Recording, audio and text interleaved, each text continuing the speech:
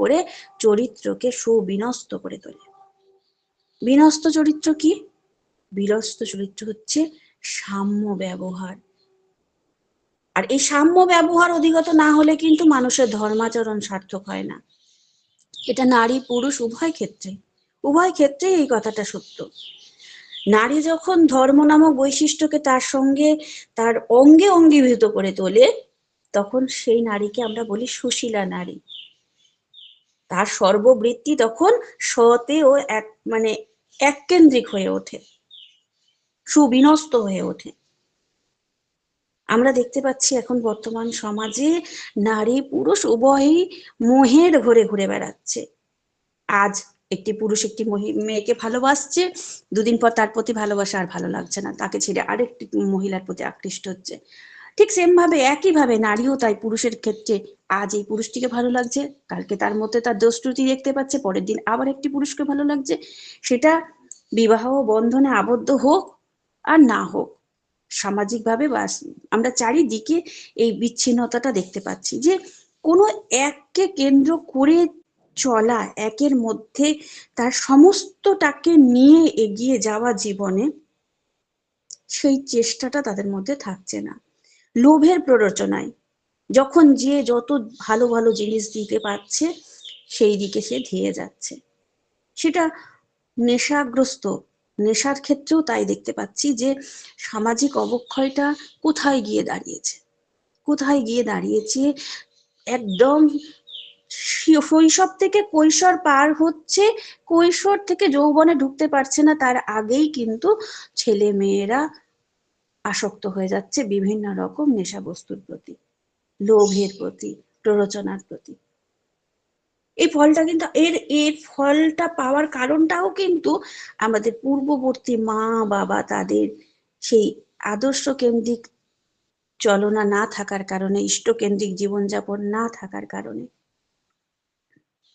একজন মা খুব পুজো আচ্ছা করেন, তার বাড়িতে দেব দেবীর প্রচুর বিগ্রহ রয়েছেন, খুব সুন্দর করে তিনি সকাল সন্ধে তার প্রতি মাসেই উপোস ওই থাকে, ব্রাহ্মণ আসে, পুজো হয়, ঢাকঢোল বাজে, সমস্ত কিছু তার চলছে।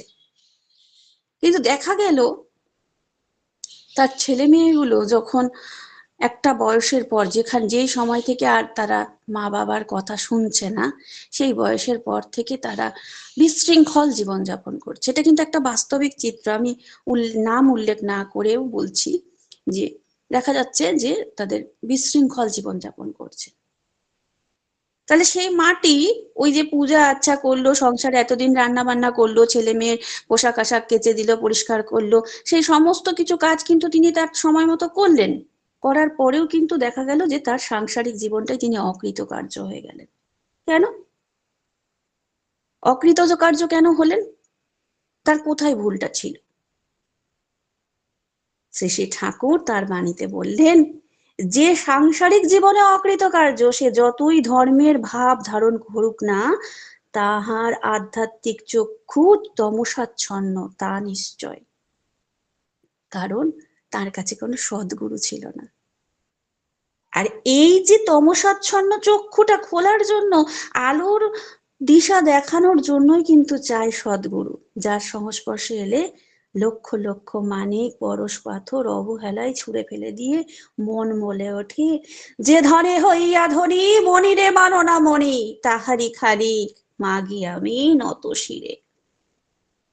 সে মানুষ তখন সোনার মানুষ হয়ে যায়, সে মেয়ে তখন কোহিনূরের রত্ন হয়ে যায়, যার প্রতি পদক্ষেপে প্রতিটা চলনে তার সাফল্যের পথ ফুটে ওঠে। কারণ সে তখন তার মনটাকে কি করেছে, সে সেই সৎগুরু শরণাপন্ন হওয়ার পর, সৎ আচরণ করে চলার পর, সৎ কর্ম করার পর তার মনটাকে সে সেই আশা নিরাশার ঊর্ধ্বে তুলে নিয়েছে। তখন সে স্বয়ং শাসিত, তখন কিন্তু সে সব অবস্থাতেই সুখী, তার সত্তা তখন সচ্চিদানন্দময়। তার অন্তরটা সে যখন সেই ইষ্টের সাথে কেন্দ্রীভূত করতে পেরেছে, তখন তার মনের মধ্যে সে ঠিক বেঠিকটা বুঝতে শিখেছে। শ্রী ঠাকুর কি বললেন, যে মেয়েদের তিনি ব্রত করতে বারণ করছেন না, তিনি কি বলছেন, কি করা হয়, কেন করা হয়, কিভাবে করা হয়, আর করলে সেটার ফলাফলটা কি হয়, সেটা কি, কেন করব, আমি লক্ষ্মী পূজা কেন করব, আমি সরস্বতী পূজা কেন করব, আমি সেই দেবীর যে আরাধনা তার চারিত্রিক বৈশিষ্ট্যটাকে আমার ভেতরে ফুটিয়ে তুলব, তবেই গিয়ে কিন্তু সেই আরাধনাটা আমার কাছে সাফল্য লাভ করাবে, আমার আমার ঠিক হবে, সঠিক পদ্ধতিতে পালন করা হবে সবটাই। সেটা যে কোনো দেবদেবীর আরাধনা, তিনি প্রত্যেকটা দেব দেবীর চারিত্রিক বৈশিষ্ট্যটাকে সুন্দর করে বিশ্লেষণ করে দিয়েছেন, প্রত্যেকটা। কোনো সেটা দেবাদিদেব মহাদেব হোক, শিব হোক, গণেশ হোক, সেটা সরস্বতী হোক, সেটা মা লক্ষ্মী হোক, তার সমস্ত কিছুটা তিনি কিন্তু খুব সুন্দর করে তাদের বৈশিষ্ট্যটা কি, তারা কোন হাতে কি ধরে আছেন, সেইটা কেন ধরে আছেন, তার কারণটা কি, সেইটা সামাজিক প্রেক্ষাপটে তার মূল্যায়নটা কি, সবটা তিনি বলে দিয়েছেন। তিনি পূজা অর্চনা করতে বারণ করছেন না, তিনি বলছেন কেন করব, কিভাবে করব, কিভাবে করলে এটা আমি আরো থেকে আরোতর হয়ে উঠতে পারবো, সেটা জেনে করা দরকার। আমি সংসার করছি, আমি সন্তানদের ভালোবাসছি, আমার স্বামীকে ভালোবাসছি, আমার সংসারের প্রতিটা কাজ আমি নিখুঁতভাবে করার চেষ্টা করে চলেছি, কেন, সংসারকে ভালোবাসছি বলে। অথচ সেই স্বামীকে ভালোবাসছি, সেই সন্তানকে ভালোবাসছি, অথচ তাদেরকে ইষ্টকেন্দ্রিক জীবনে অভ্যস্ত করাতে পারছি না। আমার ভালোবাসাটা কি পরিপূর্ণ হচ্ছে? আমার সন্তান যখন 6 বছর বয়স পার করছে, আমি তাকে নাম দিতে ভয় পাচ্ছি, এত ছোট নাম দেব, এক্ষুনিও কি পারবে, 12 বছর হচ্ছে, দীক্ষা দিতে ভয় পাচ্ছি, সস্তয়নী দিতে ভয় পাচ্ছি, আমি সস্তয়নী পালন করছি, আমি আমি জানি ঠাকুর বলেছেন সস্তয়নী পালন করলে তুমি খুব ভালো, আমি সস্তয়নী পেয়ে নিজেকে একটা অহংকারী ভাবছি যে আমি সস্তয়নী নেই, যা সবাইকে বলছি, জানেন আমি সস্তয়নী, আমি সস্তয়নী, কিন্তু আমি সস্তয়নীটা নিয়ে আমার জীবন চলনার পরিবর্তন যদি না আনতে পারলাম, আমার যে পরিবারের মধ্যে আমি 24টা ঘন্টা কাটাচ্ছি, সেই পরিবারকেই যদি উদ্বুদ্ধ করতে না পারলাম যে কেন সস্তয়নী নেবো, সস্তয়নী শুধু নিরামিষ খাওয়া নয়, কেন সস্তয়নী নেব, সস্তয়নী নিলে আমার জীবনের পরিবর্তনটা যদি তাদেরকে দৃশ্যত না দেখাতে পারলাম, তাদের উদ্বুদ্ধ করতে পারবো না। আর সেই উদ্বুদ্ধ না করতে পেরে আমি সস্তয়নী যাজন করে বেড়াচ্ছি বাইরে, কোনো লাভ হবে না, কোনো লাভ হবে না, আমার হওয়াটাই হয়নি, আমার যাজনটা কি করে পরিপূর্ণতা পাবে। পরমদয়াল শ্রী ঠাকুর তাই জন্য বলছেন কি, যে যে নারী ধর্মীয় অনুশাসিত বৈশিষ্ট্য পালন করে চলে, তার অঙ্গজ্যোতি থেকে বোঝা যায় যে সে তার ধর্মটা কেমন ভাবে পালন করছে। তিনি কি বললেন, ধর্ম যদি ইহকালের জন্যই না হয়ে থাকে, আর ধর্ম মানে যদি জীবন ও বৃদ্ধিকে বা অমৃতত্বকে ধরে রাখাই না হয়, তবে সে ধর্ম কিসের ধর্ম? ইহকালের পরকাল, না ইহকাল বাদ দিয়ে কোনো পরকাল আছে? আমি যে জীবনটা আজকে যাপন করছি, এখন যাপন করছি, সেই জীবনটাই যদি আমি আমার ইষ্ট বা আদর্শকে নিয়ে না চলতে পারি, তার প্রতিটা কথা পালন না করতে পারি, তাহলে আমার কিসের লাভ? শ্রী ঠাকুর এও বলছেন যে কর্ম, আমরা ভাবি কি ধর্ম ছাড়া কর্ম হয় না, কর্ম ছাড়া ধর্ম হয় না, এটা একদম একদম বাস্তবিক কথা। তিনি সেটাকেও বুঝিয়ে বলে দিলেন, কর্মটাকেও 2 ভাগে ভাগ করা যায়, একটা মুক্ত কর্ম আর একটা বদ্ধ কর্ম।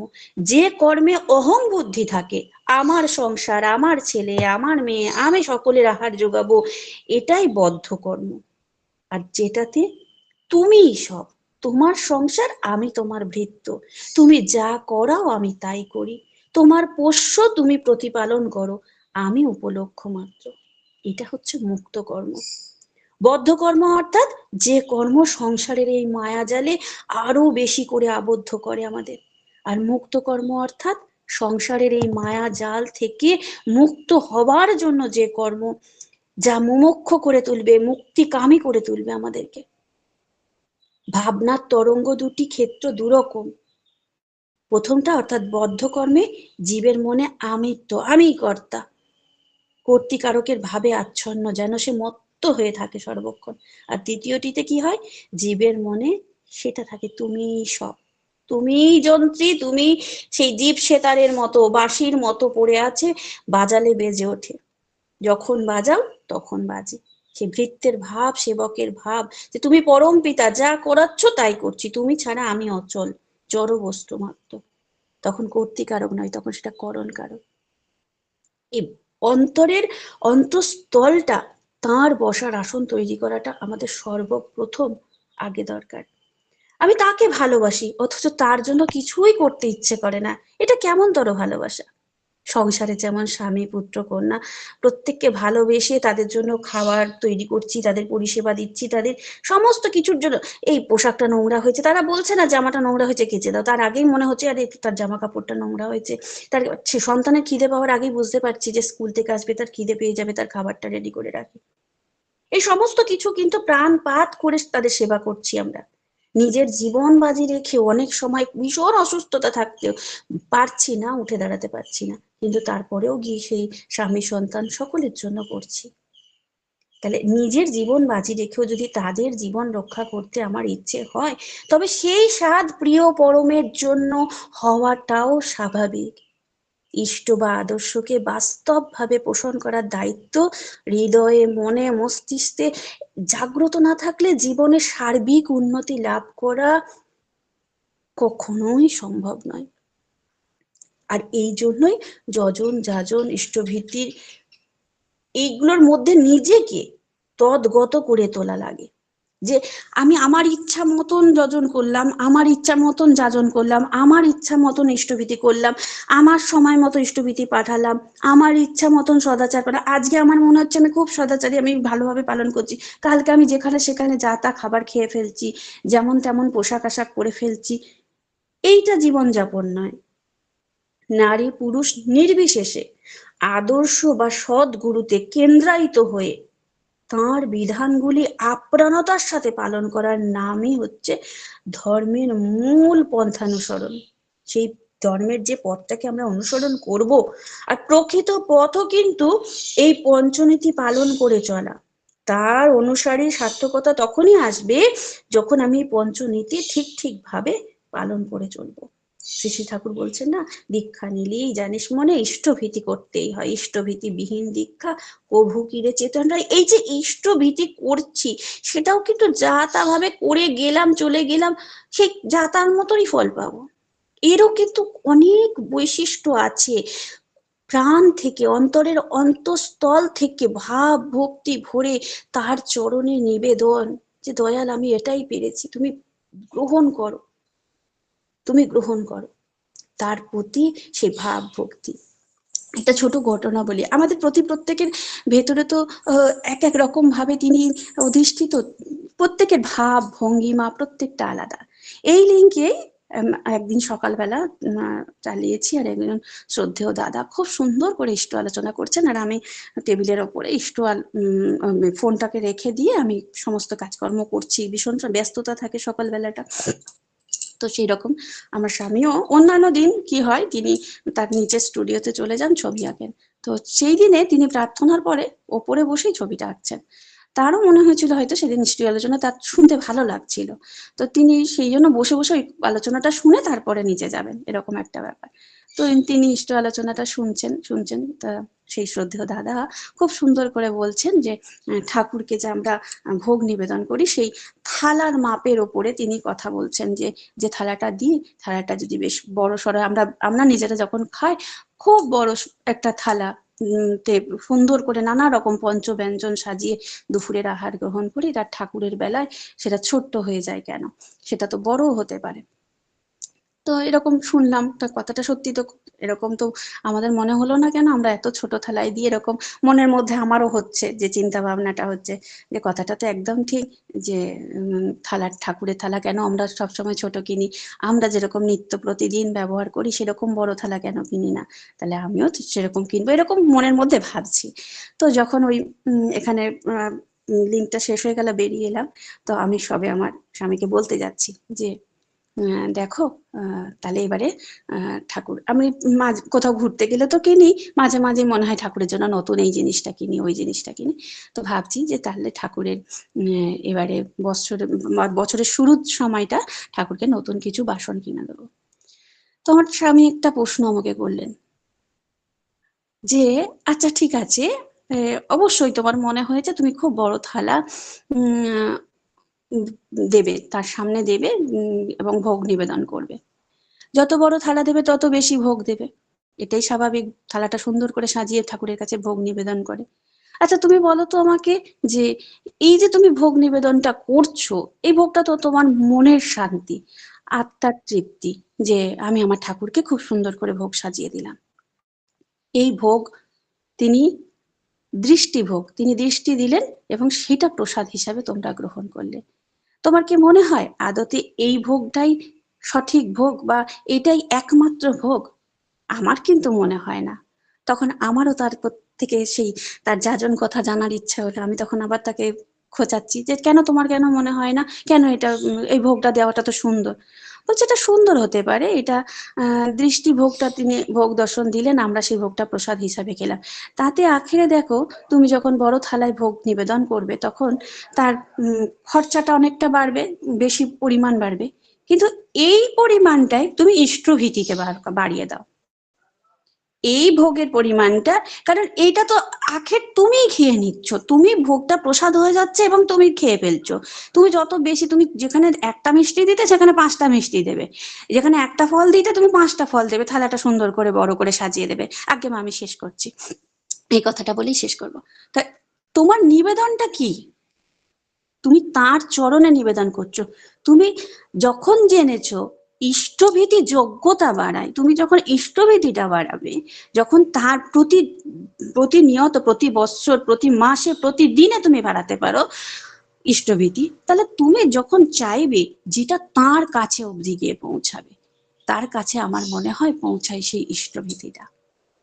সেই ইষ্টভীতিটা বাড়াও, তাতে কি হবে, সেই ইষ্টভীতিটার উপার্জন করার জন্য তুমি তোমার নিজের উপার্জনে ইষ্টভীতি দিচ্ছ, তাহলে তোমার উপার্জন করার জন্য কিন্তু তোমাকে নিজের যোগ্যতাটাও আরো বাড়িয়ে তুলতে হবে। তোমারই কিন্তু একটা সার্কেলে তুমি তোমার নিজের উন্নতি কিন্তু তার সাথে করবে। তখন ভাবলাম যে আমি হয়তো ভাবছি আমার চিন্তা ভাবনার দিক দিয়ে আমি আমার ঠাকুরের সেবা করছি, ঠাকুরের যত্ন করছি, আমার ভাব ভক্তি খুব, কিন্তু প্রতিটা মানুষের দৃষ্টিভঙ্গি আলাদা আলাদা। প্রত্যেকে তার মতো করে ঠাকুরকে চেনেন, ঠাকুরকে ভালোবাসেন, ঠাকুরকে নিয়ে আরো থেকে আরো তর হয়ে ওঠার চেষ্টা করে চলেছেন। সেই ভাব ও ভক্তিটা জাগানোই কিন্তু আমাদের একমাত্র কাজ। আমি নিজে হয়ে উঠবো, সপরিবার সপারিপার্শ্বিক সকলকে নিয়ে সেই ইষ্টময় জীবনযাপন করব, এই যেন আমাদের একমাত্র ইচ্ছে হয়। পরম পিতা রাতুল চরণে আজ সকলের মঙ্গল প্রার্থনা রাখি। আমার শ্রদ্ধেয় দাদার জন্মদিন, তার জন্য পরম পিতার চরণে মঙ্গল প্রার্থনা রাখি, তিনি আরো থেকে আরো তর ইষ্টময় জীবনযাপন করুন, এই প্রার্থনা রাখি। জয় গুরু।